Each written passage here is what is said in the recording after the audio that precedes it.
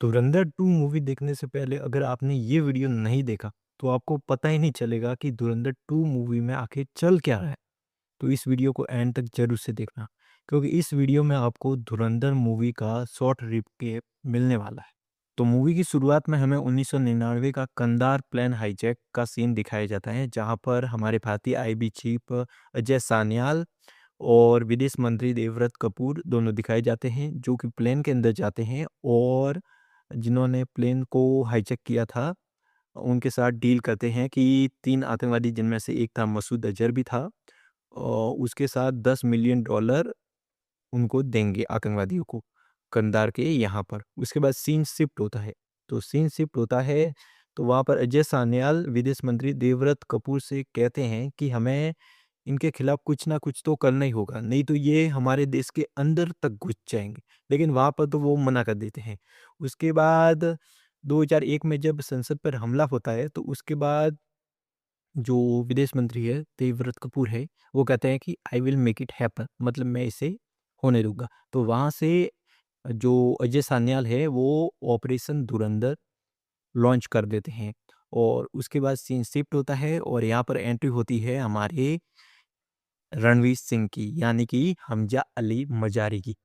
वो यहाँ से हेलीकॉप्टर में बैठकर जो अफ़गानिस्तान और पाकिस्तान की बॉर्डर है तोरखम, वहाँ से जाते हैं लियारी में, जहाँ पर लिखा होता है बोर्ड पर वेलकम टू लियारी।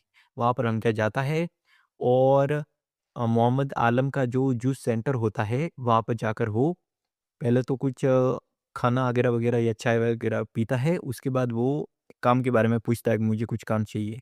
लेकिन उसके बाद वो मोहम्मद आलम पहले तो मना कर देता है, लेकिन उसके बाद उसे काम पर रख देते हैं। तो कुछ समय बाद लगभग 1 साल बीत जाता है और जो अपना हमजा है, यानी कि रणवीर सिंह, वो अपना काम करते रहते हैं। पॉलिटिक्स वहाँ की कैसी है वो देखते रहते हैं। और कुछ टाइम बाद जो रहमान डकैत है, उसका सीन दिखाया जाता है कि उसके जो 2 बेटे हैं, नईम बलूच और फैजल बलूच, वो एक शादी में आने वाले हैं या एक पार्टी में आने वाले हैं। तो वहाँ पर उनकी केटरिंग का ऑर्डर उन्हें दिया जाता है, मोहम्मद आलम जो जूस सेंटर वाला था, आलम जूस सेंटर वाला। तो वहाँ पर हमजा और वो दोनों जाते हैं।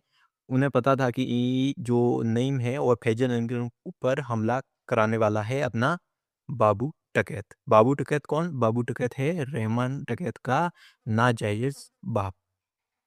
तो वहाँ पर वो अपने आदमी भेजता है नईम या फैजल को मारने के लिए। लेकिन वहाँ पर हमजा उनको बचाने की कोशिश करता है, नईम बलूच को, लेकिन नईम बलूच वहाँ पर मारा जाता है और फैजल वो बच जाता है।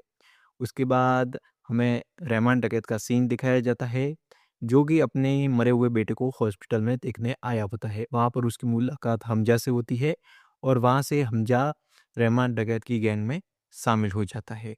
दूसरे सीन में हमजा जमील जमाली की बेटी येलिना से पहली बार मिलता है और दोनों के बीच अट्रैक्शन बढ़ता है। उसके बाद खनानी ब्रदर्स रहमान बलोच को मेजर इकबाल यानी कि आईएसआई के चीफ से मिलवाता है और वहाँ पर उनके बीच बातें होती है और उनमें से जो फेक करेंसी बनाई जाती है उनके बारे में भी बात होती है। तो हथियार के ट्रांसपोर्ट में हमजा भारत पर किसी बड़े अटैक का पता लगा लेता है और उसकी इंटेल अजय सान्याल को दे देता है। उसके बाद जो रहमान बलोच है वो अपनी खुद की पार्टी बनाता है पीएपी के साथ गठबंधन में। उसके बाद जो रहमान डकैत है वो पॉलिटिक्स में कदम रखता है।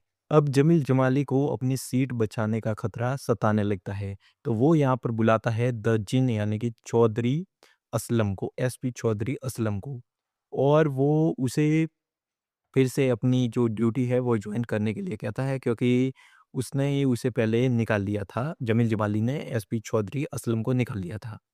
तो अब जो चौधरी असलम है वो अपनी एक अलग एलडीएफ यानी लियारी टास्क फोर्स बनाता है, जिसमें उसके खुद के आदमी होंगे और वो कैसे ना कैसे कर कर रहमान बलूच को धोखे से पकड़ लेता है। लेकिन हमजा और उजैर बलूच दोनों मिलकर जो जमील जमाली और अरशद पप्पू इन सभी के जो वीडियो थे जिस वीडियो को यलीना है वो हमजा को भेजती है, हमजा उसे जमील जमाली को भेजता है। तो जमील जमाली संजय दत्त यानी कि चौधरी असलम को फ़ोन करता है कि भई उसे छोड़ दे। संजय दत्त पहले तो मना कर देता है, लेकिन उसके बाद जो हमजा है वो लियारी टास्क फ़ोर्स वहाँ पर जाता है और उसके चौधरी असलम के जो ऑफ़िसर्स होते हैं, आदमी होते हैं, उनको टॉर्चर करते हैं और उसका वीडियो संजय दत्त को दिखाते हैं। तो संजय दत्त वहाँ पर रहमान बलूच को छोड़ देता है और यहाँ पर छोड़ने के बाद रहमान बलूच तो छूट जाता है, लेकिन एसपी चौधरी असलम और हमजा दोनों के बीच टक्कर होने लगती है। उसके बाद जो रहमान बलूच है उसका हमजा अली मजारी पर अब जो भरोसा है वो और भी ज़्यादा बढ़ गया है। वो उस पर अब आँख मूंद कर भरोसा करने लग चुका है। लेकिन कुछ समय बाद 26/11 को मुंबई में टेरर अटैक होता है, बॉम्ब ब्लास्ट होता है और वो सीन हमें दिखाया जाता है और वहाँ पर हमजा और आलम दोनों का दिल टूट जाता है, दोनों सहम के रह जाते हैं। क्योंकि जो रहमान बलूच है उसने ही इन आतंकवादियों को मेजर इकबाल को हथियार सप्लाई करवाए थे और वहाँ पर हमजा ये ठान लेता है कि अब से वो पूरे लियारी पर कब्जा करेगा, पूरे कराची पर कब्जा करेगा और उस पर राज करना चाहेगा। वो यलीना को भी कह देता है कि तुम्हें मेरे साथ रहना है या फिर अपने घर जाना है। तो यलीना भी मान जाती है, वो हमजा के साथ ही रहती है और उसके बाद सीन शिफ्ट होता है और अब जो हमजा है वो अपनी प्लानिंग धीरे-धीरे बनाने लगता है। अब हमजा जमील जमाली से मिलता है और यलीना का हाथ माँगता है कि मुझे यलीना से शादी करनी है। जमील जमाली भी मना नहीं कर पाता क्योंकि उसकी मजबूरी थी। तो शादी में सभी लोग आते हैं, रहमान आता है, मेजर इकबाल आता है, सभी एक टेबल पर बैठे हुए थे जहाँ पर सभी नशे में धुत थे। तो मेजर इकबाल को और असला वगैरह-वगैरह चाहिए था, कोई बड़ा मकसद पूरा करने के लिए। तो हमजा वहाँ पर उजैर बलूच जो डायरी निकालने वाला था, वो नीचे गिर जाती है, तो हमजा उसे पकड़ लेता है और वो एक डेट बताता है 9 अगस्त। तो सभी नशे में थे, तो रहमान भी हाँ कर देता है। सुबह क्या होता है कि जो हमजा है, वो उजैर को शिपमेंट लेने के लिए, वो हथियार लेने के लिए भेज देता है और खुद रहमान के साथ एक जगह चला जाता है और रास्ते में ही वो रहमान की गाड़ी को दूसरी जगह से जंगल के रास्ते से लेकर जाने लगता है। रहमान को शक होता है लेकिन हमजा अब काफ़ी आगे आ चुका था।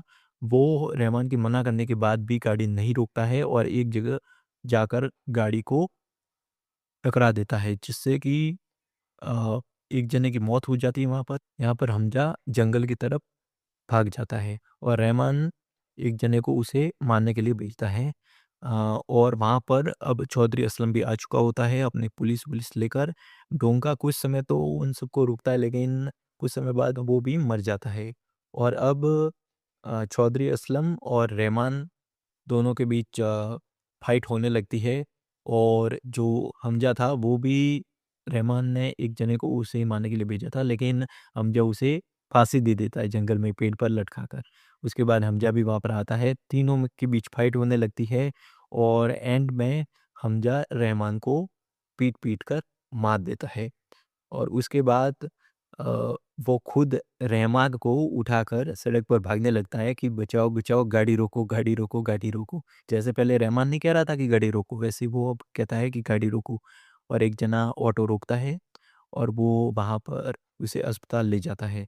वो मतलब अभी थोड़ा उसमें जान बाकी थी रहमान में, अभी पूरी तरीके से मरा-वरा नहीं था। हॉस्पिटल में जाता है, कुछ टाइम बाद पता चलता है कि रहमान मर चुका है और बाकी प्रेस-व्रेस वगैरह-वगैरह को यही बताया जाता है कि इन पर किसी ने हमला कर दिया था और मैं तो इन्हें बचा कर लाया हूँ और अब यहीं पर कहानी की एंडिंग होती है और आगे हमें ये सस्पेंस में रखा जाता है कि आखिर बड़े साहब कौन हैं और हमजा आगे क्या करेगा? क्या वो लियारी का किंग बनेगा? तो बनेगा तो कैसे? अभी उजर बलूच जो कि रहमान का कज़न है, वो अभी ज़िंदा है। तो यही कहानी हमें धुरंधर 2 मूवी जो कि अभी आने वाली है, कल आने वाली ये वीडियो भी 18 मार्च को आएगा, तो कल 19 मार्च को धुरंधर 2 मूवी आएगी। तो उसमें आप ज़रूर से देखिएगा और धुरंधर 2 मूवी देखने के बाद मैं उसका रिव्यू भी अ, इस यूट्यूब चैनल पर डालूँगा। तो उसके लिए आपको चैनल को सब्सक्राइब करना है और बेल का आइकन को ऑल पर सेट करना है ताकि जब भी मैं उसका रिव्यू डालूँ तो आपको सबसे पहले नोटिफ़िकेशन मिले और आप देख पाएँ कि मूवी कैसी है, अच्छी है या फिर नहीं। अच्छी होगी तो मिलते हैं नेक्स्ट वीडियो में। वीडियो को लाइक कर देना और चैनल को सब्सक्राइब कर देना और कमेंट में धुरंधर पार्ट 2 रिव्यू ज़रूर से लिख देना। तो मिलते हैं नेक्स्ट वीडियो में।